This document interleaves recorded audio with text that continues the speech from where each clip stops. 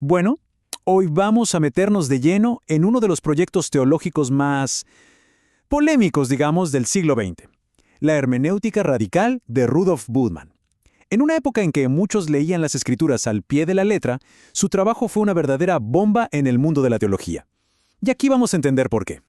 A ver, esta era la pregunta que en el fondo movía al teólogo alemán Rudolf Bultmann. Él veía como un abismo, una distancia enorme entre la mentalidad de su época y el mundo que se describía en las escrituras. Miren, esta cita lo resume todo, ¿no?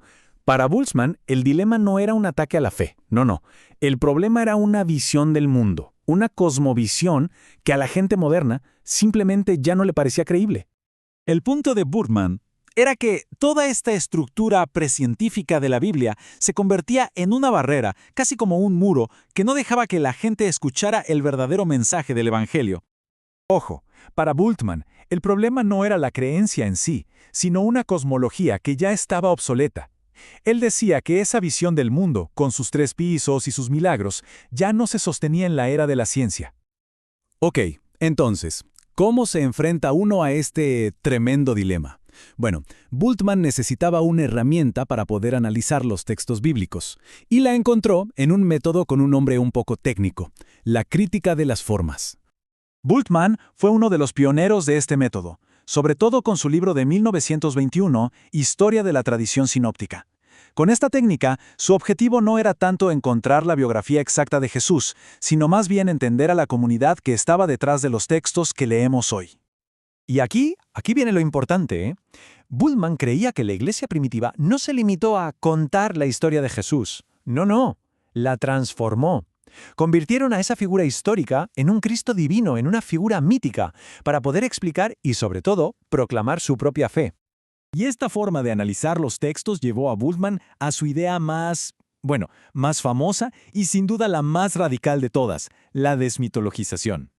A ver, ¿qué es esto de la desmitologización? Ojo, no se trata de agarrar la Biblia y empezar a tachar historias, para nada. Es más bien como pelar una fruta, quitar la cáscara, que sería el mito, para llegar al corazón, al mensaje profundo que hay dentro. Y aquí lo vemos súper claro en acción. Bultmann separa lo que él veía como la envoltura mitológica del núcleo existencial. Por ejemplo, la resurrección física no la interpreta como un evento histórico literal, sino como una invitación, un llamado a vivir una nueva vida, una nueva existencia. Para él, la verdad de un texto sagrado no estaba en si era históricamente preciso o no. La verdad estaba en el encuentro, en lo que ese texto provocaba en la persona que lo leía.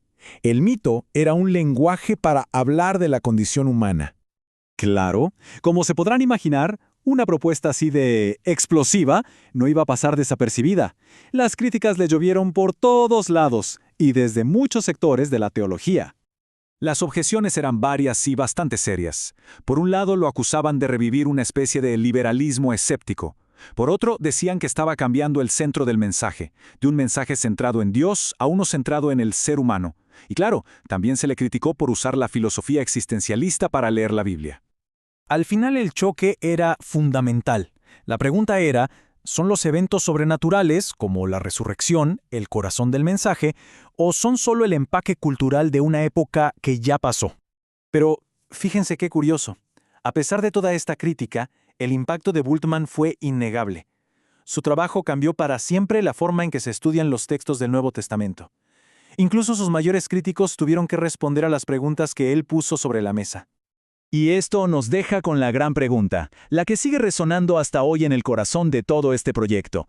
¿Realmente se puede separar el mensaje de la fe de los hechos históricos que, supuestamente, la sustentan? Un debate que, créanme, sigue muy vivo en la teología moderna.